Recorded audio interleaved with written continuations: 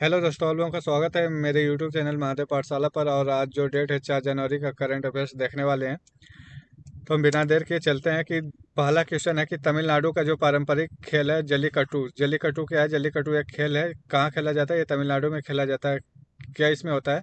इसमें जो बैल होते हैं ना, जो सांड होते हैं, इनको बस में करने का काम लोगों के द्वारा किया जाता है। लोगों के द्वारा मतलब ये स्पेशलिस्ट होते हैं।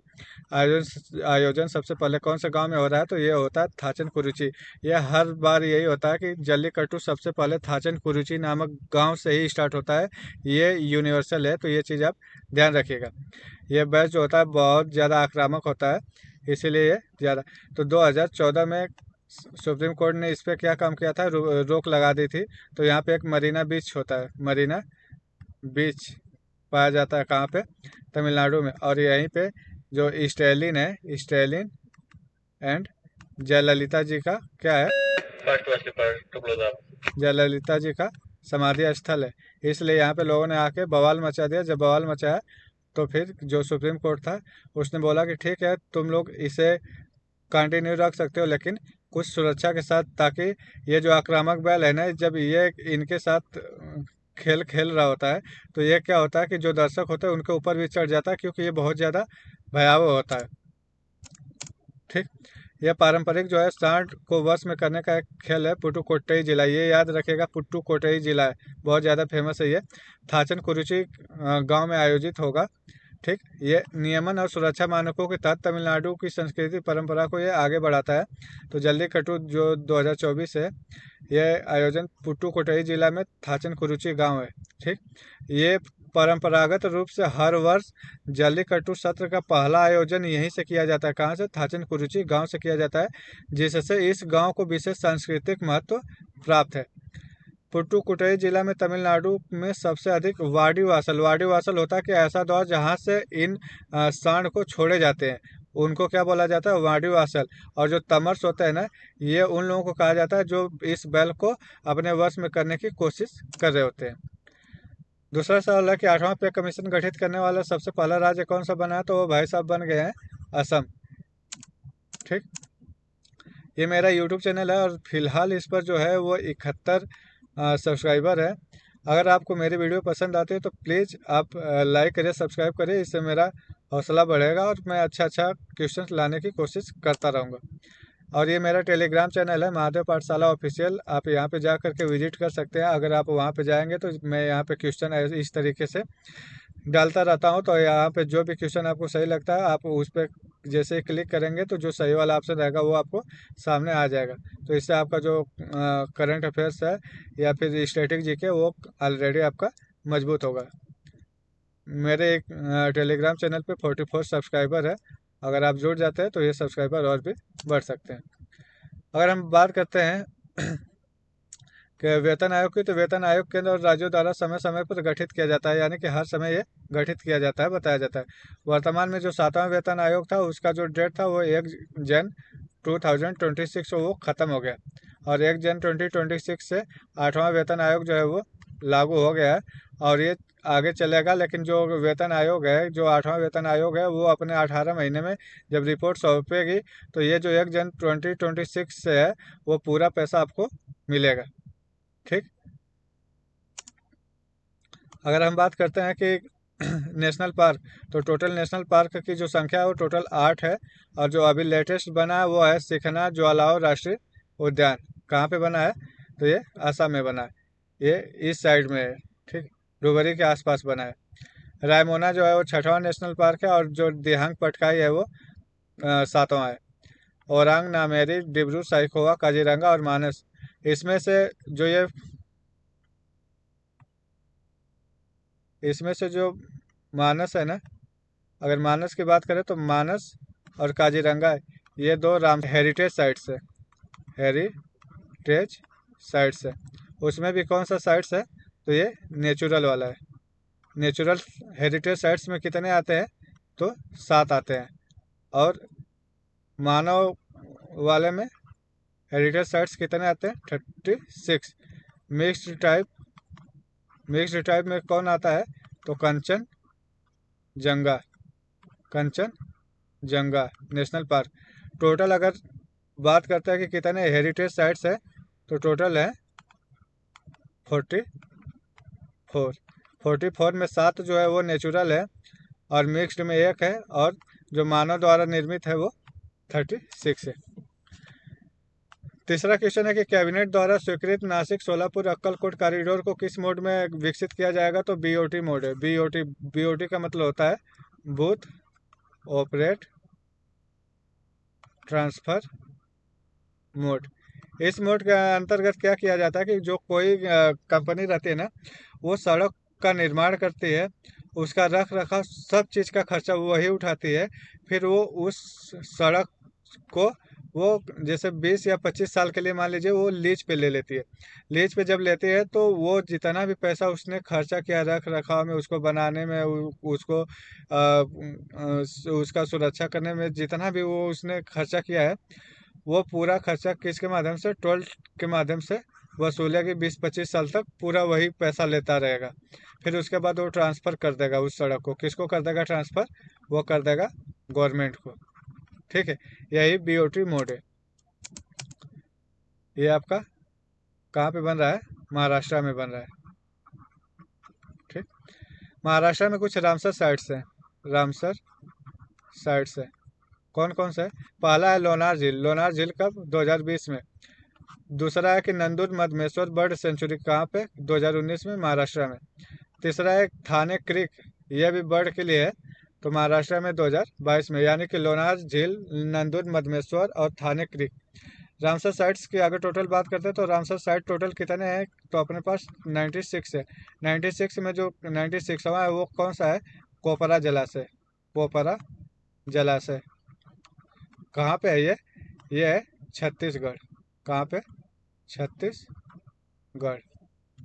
ठीक, अगर हम बात करते हैं तो ये टोटल जो इसकी लेंथ होगी वो 374 किलोमीटर होगी। लागत 19,142 करोड़ रुपए का है। राज्य महाराष्ट्र हो गया। और प्रमुख उद्देश्य आपको मालूम है कि अगर ये बन रहा है तो ये तेज यात्रा के लिए बनेगा, बेहतर लॉजिस्ट होगी, सुरक्षा सड़कें होंगी। ये कितना लेन है? तो 6 लेन है। गोवा के प्रस्तावित तीसरे जिले का मुख्यालय कहाँ होगा? तो मुख्यालय कहाँ पे होगा? क्यूपेम में। टोटल अगर जिला की बात करें तो टोटल 2 जिले थे, अब ये जो बन जाएगा तो तीसरा जिला हो जाएगा। और इस तीसरे जिले का नाम क्या है? तो तीसरे जिले का नाम है कुसावती डिस्ट्रिक्ट। क्या नाम है? कुसावती डिस्ट्रिक्ट। ठीक है, गोवा सरकार ने दक्षिण गोवा के 4 तालुकाओं को मिलाकर तीसरे जिले के गठन का बात कर दिया है। कौन कौन से मिलने वाले हैं? तो दो जिले हैं, तो 2 जिलों में अगर आप देखेंगे तो बारदेव, तिसवाड़ी, पेरनेम, बिचौलिम और सत्तारी है, ऐसे करके। अगर आप देखेंगे तो पोंडा, सालसेट, मरमुगांव, ये जो है ऑलरेडी यहाँ पे रहेंगे। बाकी जो 4 है उनको मिलाकर के क्या बना दिया जाएगा? बाकी जो 4 तालुका उनको मिला के क्या बनाएगा? कुसावती डिस्ट्रिक्ट। आप देखिए, ये साउथ गोवा है। साउथ गोवा में मरमुगांव आता है, पोंडा आता है, दरबंदोरा आता है, संगम आता है, कानकोना आता है। ठीक है, और इसके जो राजधानी बनाएंगे, यानी कि जो डिस्ट्रिक्ट राजधानी बनेगी, वो कौन बनेगी? कोपम बनेगी। किसकी? कुसावती की। कुसावती की। ठीक है, बोला कि BWF यानी कि badminton world federation athletes commission की जो चेयरपर्सन है वो किससे चुना गया है? तो ये चुना गया है भाई साहब PV सिंधु को।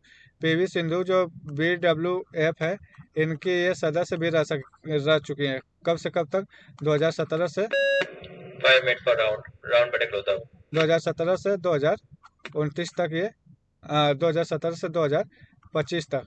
और अभी जब ये बैडमिंटन वर्ल्ड फेडरेशन की क्या चुनी जा रही है? चेयरपर्सन। तो ये कब से कब तक? 2026 से 2029 तक के लिए। ठीक है, ये रही तो पूरे badminton world federation athletes commission के चेयरपर्सन के लिए चुना गया 2026 से 2029 तक।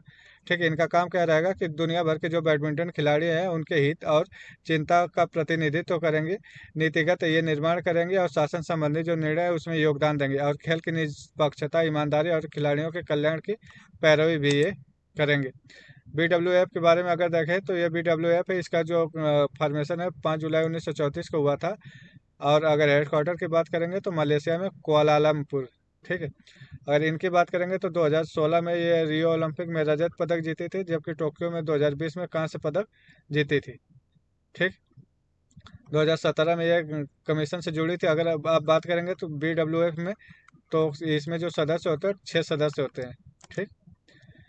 प्रश्न है कि डोनाल्ड ट्रंप को इजराइल शांति पुरस्कार को सम्मानित किया जाना ऐतिहासिक क्यों माना जा रहा है। जो इजराइल देश है ना, वो भाई साहब डोनाल्ड ट्रंप को क्या देने वाला है, शांति के क्षेत्र में पुरस्कार देने वाला है। ये इसलिए माना जा रहा है क्योंकि ये पुरस्कार पहली बार ऐसा होगा कि पहली बार किसी गैर इजरायली व्यक्ति को दिया जा रहा है, यानी कि जो अपना 80 साल पुराना जो परंपरा थे उसे इजराइल तोड़ रहा है ये पुरस्कार दे करके। इतना ज़्यादा मान रहा है इनको। ठीक। अगला क्वेश्चन है कि भारतीय कृत्रिम बुद्धिमत्ता अनुसंधान संगठन की स्थापना कहाँ की जा रही है। तो भाई साहब वो की जा रही है गिफ्ट सिटी गांधीनगर में, गुजरात में। यह संगठन जो है भारतीय कृत्रिम बुद्धिमत्ता अनुसंधान और स्थान जो है गिफ्ट सिटी है। प्रारंभ तिथि जो है 1 जनवरी 2026 से। मॉडल क्या रहेगा, PPP रहेगा, पब्लिक प्राइवेट। ठीक है। अगर रिवीजन की बात करते हैं तो मुख्य सचिवों के 5वें राष्ट्रीय सम्मेलन का आयोजन कहाँ किया गया था। तो यह किया गया था दिल्ली में। चर्चित ज्वालामुखी बेजिमियानी किस देश में विस्फोट हुआ था। तो रूस में हुआ था। सऊदी अरब ने हाल ही में हथियारों की संदिग्ध जानकारी मिलने पर किस देश के बंदरगाह पे हमला किया था। तो ये यमन पे किया था। कौन सा, मुकाला पोर्ट पे। ऐसा कौन सा देश था जिसने बढ़ते डिजिटल के चलन के कारण 400 वर्ष पुरानी जो डाक सेवा थी उसको खत्म कर दिया। तो वो डेनमार्क था। कब से वो चली आ रही थी, 1624 से। रूस ने परमाणु क्षमता वाले आर्सेनिक मिसाइल को किस देश में तैनात किया। तो भाई साहब इसने बेलारूस में किया है। किसके लिए, यूक्रेन के लिए। DRDO ने अभी हाल ही में उड़ीसा के तट से किस मिसाइल का सफल परीक्षण किया है। तो वो किया है प्रलय का। भूटान के किस क्रिकेटर ने T20 इंटरनेशनल क्रिकेट में 8 विकेट लेकर के इतिहास रचा है। तो अब भूटान के कौन थे, सोनम एसी। तुलस्ती जल विद्युत स्टेज 2 परियोजना के ने पर्यावरण मंत्रालय ने किस नदी पर बनाने की सहमति जताई थी। तो वो थी आपका चेनाब नदी। कहाँ पे, किश्तवाड़ जिला, जम्मू कश्मीर में। ईरान ने अभी हाल ही में किस देश के सोयूज रॉकेट का उपयोग करके 3 उपग्रह छोड़े हैं। तो वो रूस का सोयूज रॉकेट था। कौन सा, पाया जफर और कोसर 1.5। ठीक है। 200 साल पुराना जो बौद्ध स्थल है वो कहाँ पे मिला है। तो बारामूला जिला, जम्मू कश्मीर में। RPREX एक्सरसाइज कहाँ पे किया गया है। तो ये भारतीय तटरक्षक बल द्वारा कहाँ पे किया गया है, मुंबई में किया गया है। ठीक। फीदे वर्ल्ड रैपिड चैंपियनशिप 2025 का विजेता कौन रहा है। तो ये रहा है Magnus Carlsen. World rapid championship का भी विजेता ये रहे हैं। और वर्ल्ड जो फीदे का जो होता है ब्लिट्ज चैंपियनशिप, उसका भी ये विजेता रहे हैं। ठीक है। पार्वती अर्गा पक्षी विहार जो है इसे इको सेंसिटिव जोन घोषित किया गया। ये कहाँ का है। तो उत्तर प्रदेश का जो गोंडा डिस्ट्रिक्ट है वहाँ पे ये स्थित है। राष्ट्रपति द्रौपदी मुर्मू ने स्वदेशी पनडुब्बी INS बक्सर में समुद्री यात्रा की। यह पनडुब्बी किस श्रेणी की है। तो कलोरी की है। K से 3 बनी हुई है और V से 3 बनी हुई है। ठीक। इसरो अगले 4 वर्षों में आंध्र प्रदेश के श्रीहरिकोटा में कौन से नंबर का प्रक्षेपण पैड स्थापित करने की योजना बना रहा है। तो 3। दो ऑलरेडी, ये तीसरा है।